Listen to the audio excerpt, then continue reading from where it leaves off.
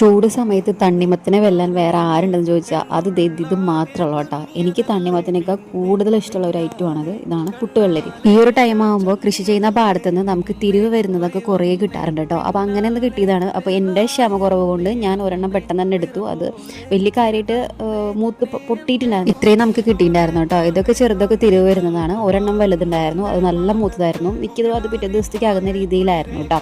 ബാക്കി ഇതിലൊരെണ്ണം എടുത്തിട്ടാണ് ഞാൻ ജ്യൂസാക്കാമെന്ന് വിചാരിച്ചത്. അപ്പോൾ അതിനുള്ളിൽ കാണുമ്പോൾ നമുക്കറിയാം അതിൻ്റെ തൊണ്ടോട് ചേർന്ന ഭാഗം കുറച്ച് കട്ടിയുണ്ടാവും. അത് കറക്റ്റ് മൂത്തൊരു ഭാഗത്തിലാണെന്നുണ്ടെങ്കിൽ കറക്റ്റ് എല്ലാ പോർഷനും നമുക്ക് തൊണ്ട് ജസ്റ്റ് നൈസായിട്ട് ഒളിച്ചെടുക്കാം കേട്ടോ.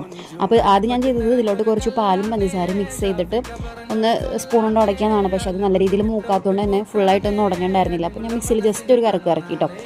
ഈ ഒരു സാധനം നമ്മൾ കണ്ണടച്ചവന് കുടിച്ച് നോക്കി പിന്നെ സ്വർഗ്ഗമാണ്. എനിക്ക് അങ്ങനെ ഫീൽ ചെയ്തത് കേട്ടോ. തേങ്ങ ചിരകിയിട്ട് നാളികേരപ്പാലും ശർക്കരയും ചേർത്ത് പഞ്ചസാര മാത്രം ഇട്ട് ഉടച്ച് അങ്ങനെ പല രീതിയിൽ നമുക്കിത് കഴിക്കാം കേട്ടോ.